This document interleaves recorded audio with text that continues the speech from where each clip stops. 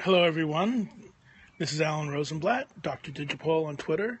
I am here with two guests today, Daniel Bennett and Steve Clift.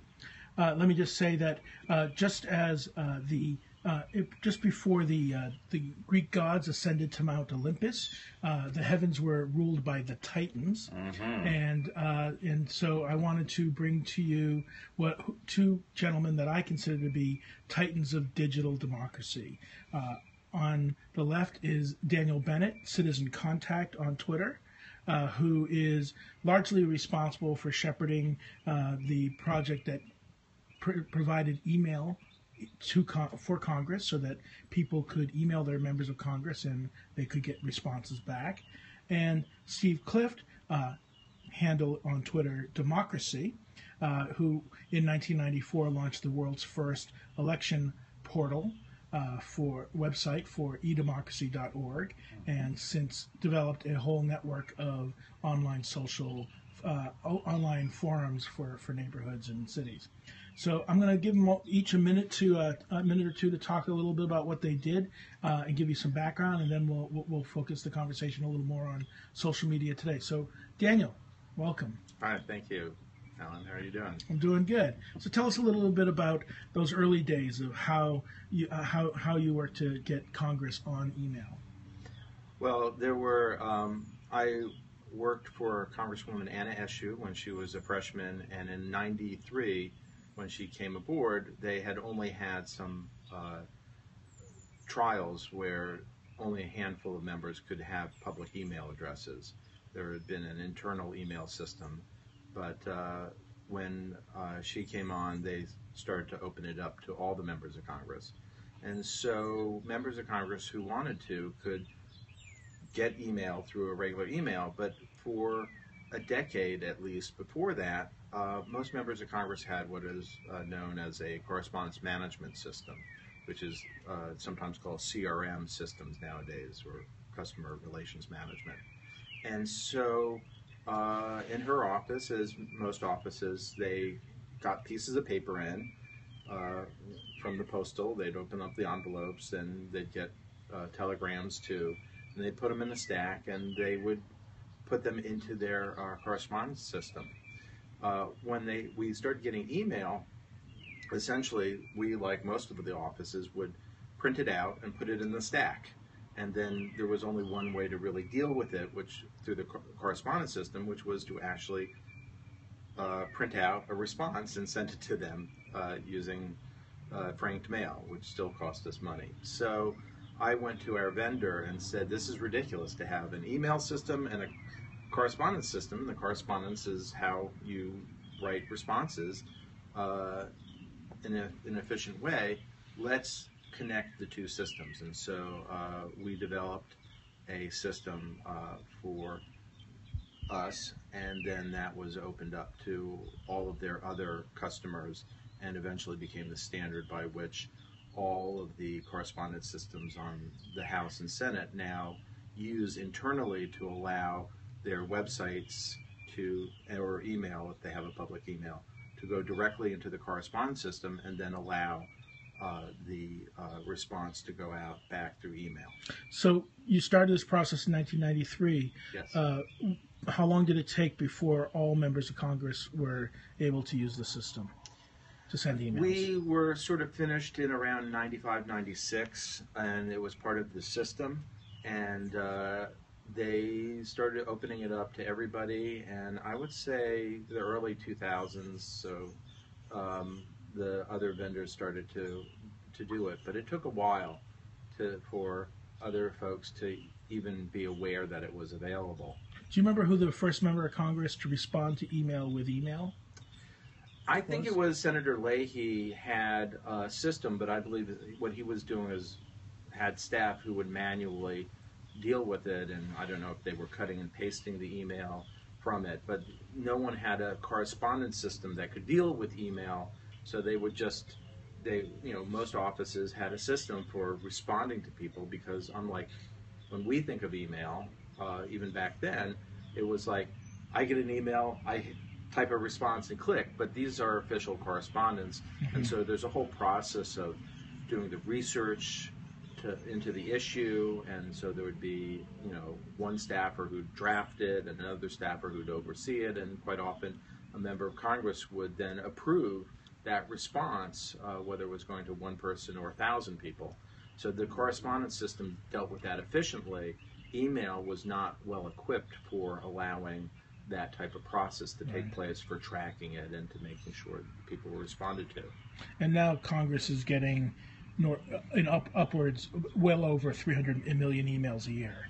They are getting so many, but actually, when President Clinton was being impeached, there was a movement called Censure and Move On, which is now just called Move On. Right. And that was really the first advocacy I think it generated 500,000 emails. It was tremendous. I think the Senate system was broken by it. And in the House, we would deal with just huge amounts, and would just, both regular messages and email. So that was the first big one. And it's grown ever since. So there was, first, people got email, and then Capital Advantage created, and I then went to work later for Capital Advantage, created the system by which advocacy groups could send messages in efficiently. Right. And so once that happened, then the floodgates opened. And that was a tool called CapWiz, and you helped co-found eAdvocates with Pam Fielding. And after you had left eAdvocates, I actually joined the staff there for a couple of years. So crossing paths. I want to come back to you in a moment to talk more about sort of the transition from email in Congress to adding social media into the mix. But before we do it, because I want to bring bring Steve Clifton to this conversation as well, because I think we want to hit both sides of it. Steve, your role was you launched the world's first election website portal in 1994. 1994. Tell us a little bit about that. First, I want to say thank you to Daniel for having us on his porch. I mean, maybe just to see all the birds and be relaxed with us here. This is a wonderful setting.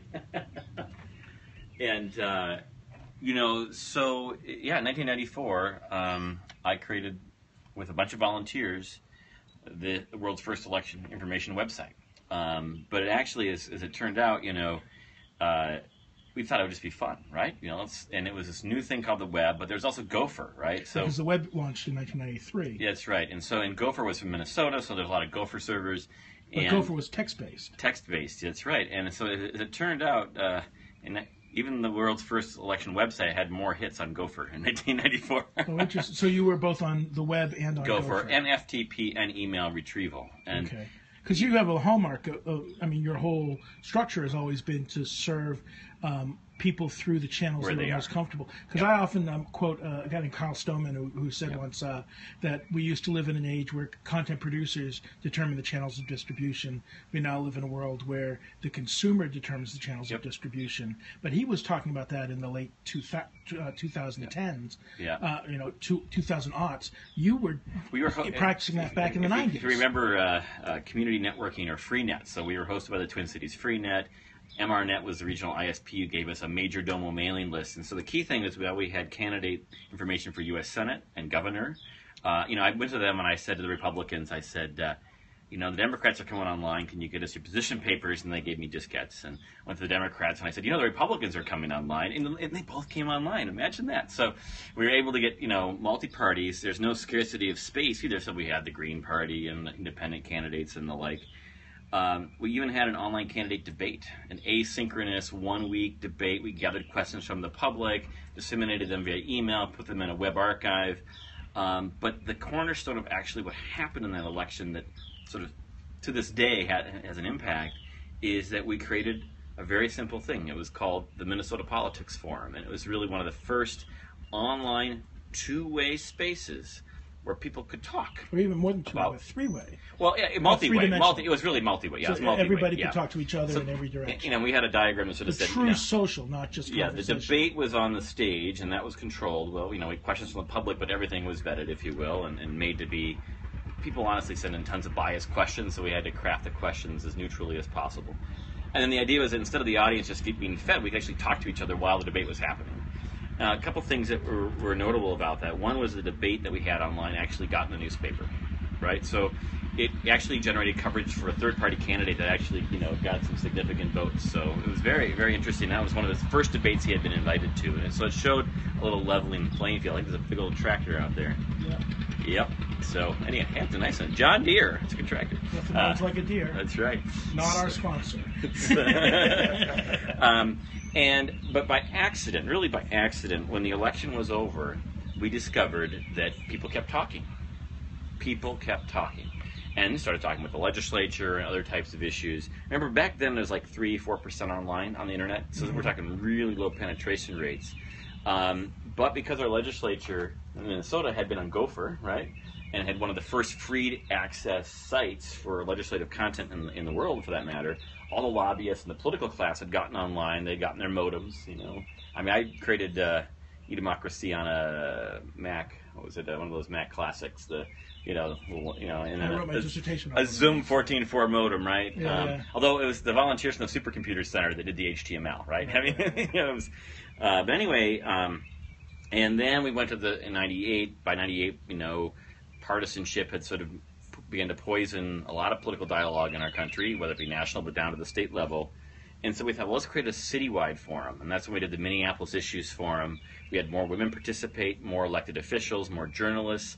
And in general, like a combination of geography and multi-way engagement has been sort of our hallmark. And so instead of going to the world, if you will, we went local. And that right down today to doing a lot of work in the neighborhood level. Right. So one thing that really kind of strikes me with both of your work is that you both very quickly bust out of the model of the internet as an information revolution, which is really suggestive of a one-way broadcast or narrowcast kind of model, into very quickly a two-way relationship between constituents and elected officials, and then ultimately into a multi-directional, three-dimensional conversation space, a social space for people to discuss issues, first at sort of the electoral level, but then down to the local neighborhood level. And so really we're talking about the early days of social media, even though it wasn't called social media until 10 years later. That's right. Well, I mean, something to add to that. So the government gave us, we actually had to retype in the entire voter guide by hand because it was a Linotronic machine. We got the voter guide from the League of Women Voters. We also did election results by hooking up a modem line with one of those portable suitcase Macintoshes, and they read off the green screen and typed it in real time. But by 1996, no one would no longer collaborate because why? They had their own websites, right? And all the institutions got into that one-way mode of taking what was on paper and now shoveling it out online. That was my job too. I worked in state government. I created the portal for the state of Minnesota, and I joked that it was government by day, citizen by night. And so a lot of that two-way experimentation happened outside the halls of power, if you will, or media, broadcast. But and we did two other things. We required real names back in '98. I'd worked in Joe Biden's mailroom. I'd worked in the Minnesota Senate. I saw where all the anonymous letters went, and so I knew if you were into willing, the trash. Yeah, in the trash. Yeah, right on the circular file. And so if you were willing to put your name behind something in politics, it actually gave you credibility. And it wasn't so much what you say. It's not who you email. It's what you email. It's not what you email. It's who you email, right? And so if you position an online space in the center of real power, and obviously there's no competition back then. I mean, there really isn't that much difference between a Facebook page on state politics or Facebook group on state politics today, assuming, though, that people with power actually are paying attention to it, and that's what we had in those early days. And the key for us was real names for civility, and number two, we didn't let you post more than twice a day. So you had to be very selective and choose what you were. We didn't have a character limit, but we had and so what that meant is that two people wouldn't go back and forth and drive us away, because the tragedy of the online commons is too much content. Just as you're flooded by too much email in Congress, if you flood the audience or the participants with too much messaging, it ends up losing eyeballs, if you will. And so those two things, which basically Facebook real names. Unfortunately, we were public life, not private life, so we're not worth anything today in terms of billions of dollars. We're not profit. Right. And then the volume constraint was key because in Twitter it's obviously the length, but just paying attention to the audience, if you will, with the interactivity. It's a nuanced thing, but it's powerful.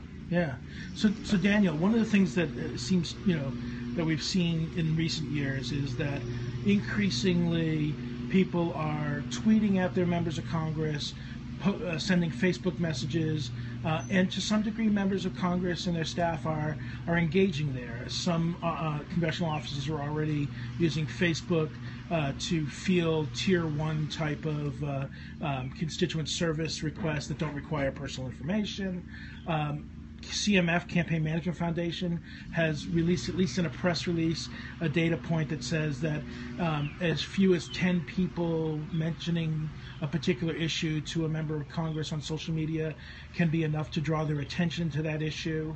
Not necessarily change your mind, but at least draw their attention to it. What do you see as being the implications of social media so far and its future with regard to constituent communication with Congress? I think that what needs to happen, and has started to happen already, is for there to be the correspondence management system, which I talked about, which is sort of the structure of how a lot of offices, or almost all offices, work in the House and the Senate.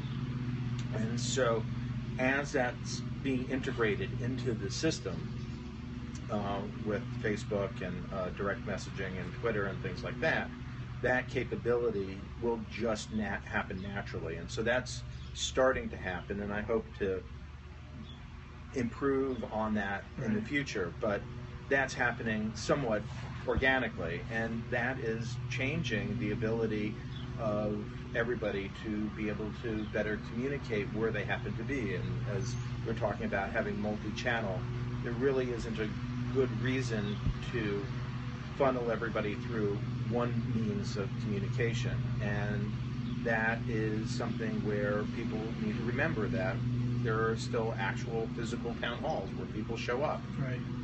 and there are still phone numbers that people can call to reach their member of Congress, and so the same as with the internet. If people are on Facebook or Twitter or any other network, members of Congress try, to the extent that they can integrate well with it, to be able to communicate using those various channels. So, Steve, let me throw this to you. My latest blog post on social media today, this past Tuesday, and this hopefully this interview will be part of my next one, if I can get all the downloads to work properly. Talked about how social media, because the conversations that might take place between constituents and citizens and public officials is in the public domain, in the public space, that it has a potential to improve political efficacy. Now, political efficacy is a part of the notion of trust in government, and we know that trust in Congress in particular, and the president to a lesser degree, is at an all-time low. What are your thoughts? What do you think? Is this really, a potential to bring the people closer together with their officials? So let me say, just thank God for cats. All right? Cats. and here's why. Cats get lost. All right. So in my neighborhood, cats get lost. People love their cats. They join our neighborhood forum. All right. We have 30% of households now, so it's over 1,000 people. And they often find their cat. Now, the cats often just come back, but they're the best recruitment tool we have for connecting neighbors online. Well, the next week there's a discussion about the height of a building and a variance on the permit, and a discussion with the local elected official, or a discussion about stop signs, or about the response to crime. And the key thing about geography and two-way engagement and agenda setting online, if you will, is that when an elected official can say, those are my voters. Those are my voters. And our neighborhood forums are at a scale such that 2 or 3 of them are basically within a council member's district. But one thing I just want to add to that, though, is that things continue to evolve, right? And so we had a big election a year ago in Minneapolis where 7 of the 13 council members are new, and the average age of the 7 is 32. Average age, right? So these are Facebook natives from college days, even high school days, and now in office. And so I was talking to our new council member, Andrew Johnson. He's big into open data, pushed the open data policy. But he basically said, gosh, Steve, I know these neighborhood forums are important, but I got Twitter, I got Tumblr, I got Facebook. I got all these channels. And so what's happened is that you also, so it's one thing to kind of give to an elected official, hear all your constituents talking to each other, have at it and share information and do Q&A and whatever. But it's nice for a politician to also have their basically their own broadcast network where they're in the center. Mm-hmm. And so I think, even though our stuff is great and the two-way stuff is awesome, that we have to be aware of the fact that just the social nature of social media, where politicians are people too.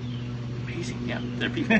And government institutions have a hard time with pages and other types of aspects, but with Facebook and personal profiles, that's where the action's at. I have a presentation called The Facebook Native Politician, and I've been doing case studies. And so just last week, Andrew Johnson posted a message about he's undecided about changing some laws. One is to remove the law against spitting, which goes back to tuberculosis days, when spitting was illegal because of tuberculosis. That's why. And the other one is lurking, which basically looking like you're going to commit a crime, essentially, And that law is disproportionately applied against African Americans in our community. And so he's undecided, right? Black Lives Matter is organizing. They put him on a list to call. He said on his Facebook profile, "I'm undecided. I'm leaning this way toward voting yes to repeal this ordinance." And then obviously a big discussion on his own profile and, a public topic. And it's also come up on our neighborhood forums. In our case, we've had older residents saying, "Oh, why would they get rid of the law on spitting? I mean, that just seems so rude, right?" And so it's a little different spaces. And I've encouraged him to, put that topic also into the forums, just because you'll have different audiences. But I think the story about, and Twitter is fine for like state legislatures on up, and I'm sure it's fine in bigger cities. But when you get down to the local level, it seems to me that Twitter is messaging the media and the political class, and right. Facebook is where you talk to more or less everyday constituents. Yeah, they say that the typical Facebook user, 80% of their friends they know personally, 20% are sort of national. Yeah. And on Twitter, it's the reverse. 80% of your followers tend to be national, 20% tend to be local that you know personally. So basically, I call it friending for office, and we need to have get-friendly campaigns, because if we just let those who basically are the most activist class become all the friends, right, of our local elected officials, and they're not able to use that medium to react to younger voters or to people of color or to lower-income voters, then while it'll feel more democratic, it'll actually be, and in some ways, reinforcing sort of the isolation that many people feel from politics. And so, and most people, it's not on the radar, right? Most people who are experienced as Q&A with their elected officials via Facebook are amazed. They feel included. It feels democratic, and it is, but it's only part of the picture. And so, at least as we get more and more elected officials using their personal profiles on Facebook to interact on issues, we need to have those get-friendly campaigns, because 99% of the politicians I know at local level would love to have more friends. They can have up to 5,000, and they can turn on that follow feature. Many of them don't know it exists. They can turn that on, and therefore all their public posts can be more accessible and commentable by, and just, make it clear to more folks that they can be my friend, or they can follow, and they can even oppose me on my profile and say disagree with me, and that's a good thing, because that's what democracy should be about, is where it isn't just a rah-rah, way to go, council member. It really should be, a bit more confrontational at times when it needs to be, so that we can make better decisions and not just pat ourselves in the back. So, we've been talking at this point about the intersection where citizens and elected officials are actually engaging with each other directly. But social media is also a place where people talk about policy issues and political issues among themselves across the communities of their friends and networks offline, and not necessarily pointed at elected officials or government officials. But that information is quite relevant to elected officials and government officials.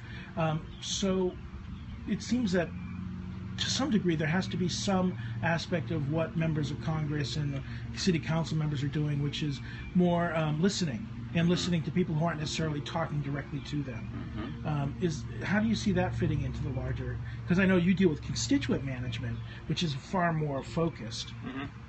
I think that right now, I think it was Chris Messina created hashtags, and which is also sometimes called folksonomy, which is like taxonomy, where people can figure out how to talk about a subject so that other people can find it I would eventually like everybody to move to URLs that would allow you to have a unique identifier for these.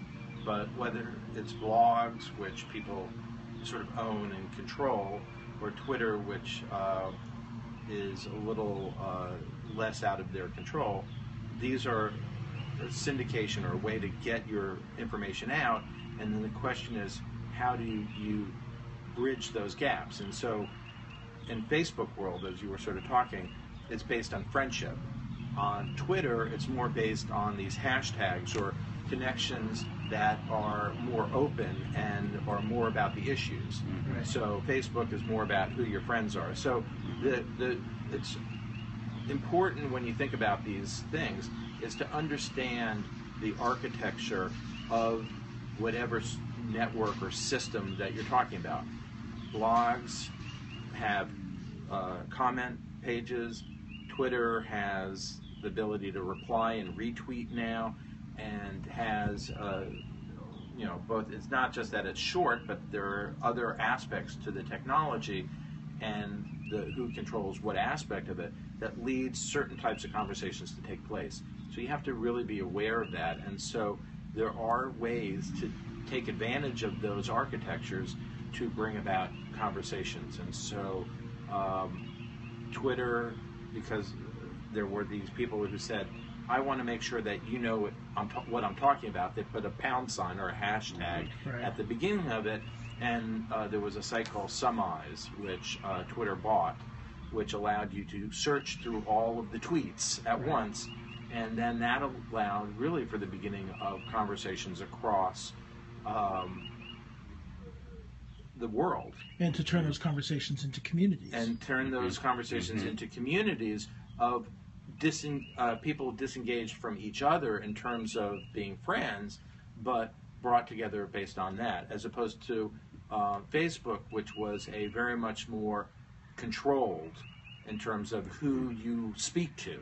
Right. And so that became much more of the I will friend you, and therefore then a conversation can start taking place. And so slowly Facebook is incorporating some of those hashtag capabilities, which then is starting to allow Facebook, but most Facebook posts are generally private to your friends. Right. And as opposed to Twitter, where it's the other way around. So the structure on Facebook is friend first, conversation second. The structure on Twitter is conversation first, maybe friend second. Right. I think one key thing is no matter the technology, what's your democratic intent? What's your intent? And so how can you shape these tools, whether it be shaping an email list or Facebook? So I created the Open Government and Civic Technology Facebook group, right? And basically there's pound OpenGov, which is the community on Twitter, and Twitter is such a torrent for me personally. I go in during conferences primarily. I'm at Democracy on Twitter, great, yeah, it's nice, but it's such a stream, right? And with Facebook, maybe the shelf life is more like a day and a half, where Facebook is like 10 minutes. Twitter's like 10 minutes, whatever, or an hour max, on a not so busy hashtag. Well, I created that space, and then intentionally went out and recruited from the hashtag on Twitter, recruited from different Facebook groups, and that's now 3,500 people. On the flip side, groups now sort of allow, and I created it open, and so what's happened is that while it's become a very strong sharing engine, so it's like stuff popping up from all over the world around open government and civic tech. I don't know the metrics of who's actually viewing it, right? And so that groups doesn't give you the kind of metrics. Once they get over 100 people, then they stop telling you how many times it's been viewed. And then that Facebook, we want the same kind of metrics on groups that you give us on pages. Yeah, because then I would have a stronger understanding about if I have 3,500 members, is it being viewed by 350 people or by 35? I just don't know. And I'm sure it varies from post to post. But I think that in terms of having the incentive to continue to build out a community, as a leader or a host, it's not just for the quality of the exchange, it's for the quality of the exchange with the idea that it reaches more people than you would than having your own control blog system or other types of channels. But it's really key about Facebook groups is that you can't invite your friends, you can only add them, and they have to say, I don't want to be a member. And so that's where Facebook groups have a lot of momentum at the neighborhood level. if the right person with the right number of local neighborhood friends Invite, and start one group, and they add you, and then they can go from there. There's probably far more failures with Facebook groups in neighborhoods than there are successes, but the successes are enough, right? You can have a 10% success rate, and if it gets launched off, it can be a very powerful space. So Interesting. To me, it's very important. I think you talked about the understanding the channel and how to best use these things. But one of the ways, and I talked about architecture, to think about it is AOL, which was my first private email address, and for a lot of people who started out, that was a cheap, easy way to get access. They opened it up to the internet, and so people had email addresses, and email addresses to this day are open. It's an open system. Anybody can create their own email address. They can email anybody in the world, and it's an open system. Mm-hmm. AOL Instant Messenger was within AOL, and so you had to be on it in order. You had to be a member of AOL, right, and at the beginning a paid member, to participate, even if you were on the internet through Prodigy or some of the other early networks. And as AOL was successful and more people were on it, but it also opened up the internet because email could go across multiple networks. Mm-hmm. And that was really the power of the internet. The internet took off in large part because of AOL opening up everybody to sending messages across their network into other networks. Mm-hmm. And the internet was what allowed, with the domain structure and the interconnectedness, email to actually take off for the world. But when Instant Messenger became very hot, they said, well, let's keep this closed. Mm-hmm. And so since then, there's been a back and forth between systems that are open and systems that are closed, and systems that are more about publishing and more about communication. Mm-hmm. And so as you understand, if Twitter is more about publication, and then Friendster, which became Facebook, but both of them are walled, closed gardens to a certain extent. The fact that everybody can be on Twitter for free means that there's no excuse not to be on it. And you can also see tweets without being a member of Twitter. And you can also see it. So it's open That's when I said it's a publishing thing. But it also has elements. But you can't direct message unless you follow each other. Unless you're actually both in the walled garden. And you have to both follow each other. So there's a permission granting process. Right. Well. So all of these things, and it's a closed permissioning as opposed to an open permissioning, which doesn't really exist on the internet yet. So the same thing for Facebook. All of these are walled gardens where it seems to be open because everybody has access to the internet, but like AOL Instant Messenger. And so until there have been efforts like XMPP, which is jabber.org, to try and open up all of the instant messaging networks. And there were alternates to Twitter that would have opened it up.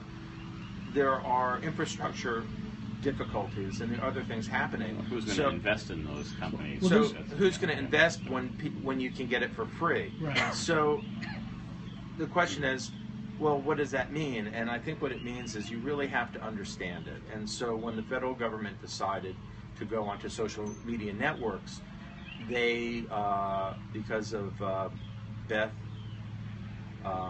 Novak, they changed the terms of service, because most people, when they sign up for Facebook or Twitter, don't even read the terms of service. But the federal government had to abide by its laws and regulations, and so they went into made sure that the government, when using social networks and other syndication tools like YouTube, had to go and change those. Like no ads on the White House Facebook page. There were various things about privacy and whatnot that the federal government had to abide by, but average consumers can't force those same things except through hoping that either the FTC, Federal Trade Commission, steps in, or just through people changing from one free service to the other. But as a person who does advocacy, I think it's important to understand this Mm-hmm. because whether or not you're buying advertising or using some of the analytics of it or list buying or any of these things, it's good to understand each of the natures of these things and how they can interoperate. And Steve had a good model for taking the advantages of one and then bringing them into the system you control, which is still open, but you as the organization have a lot more say over how you allow people to communicate within it. And today we syndicate our forums with our feeds into Facebook pages and into Twitter, right? And and we give people a choice. Now the reality is that with Facebook pages, you basically need, if we paid for distribution of the syndicated posts, then they'd actually be seen by people. But some of we actually still get some traffic. Yeah, publishing out into Twitter and Facebook is relatively easy. Getting them to publish back into your platform not two ways. Isn't going to happen. Yeah. It's interesting along some of these open systems. There's a new chat app for the phone. I think it's called Yik Yak, which you sign up and you post your comments, and anybody who is within a certain geographic distance of you sees it. It has nothing to do with whether or not they're friends of yours or not. There's some elements of that. It's still a closed system. You have to be on Yik Yak, but it's free to use, and you don't have to have those relationships to see things. I mean, the reality is a lot of these tools are based on the generation seeking a mate.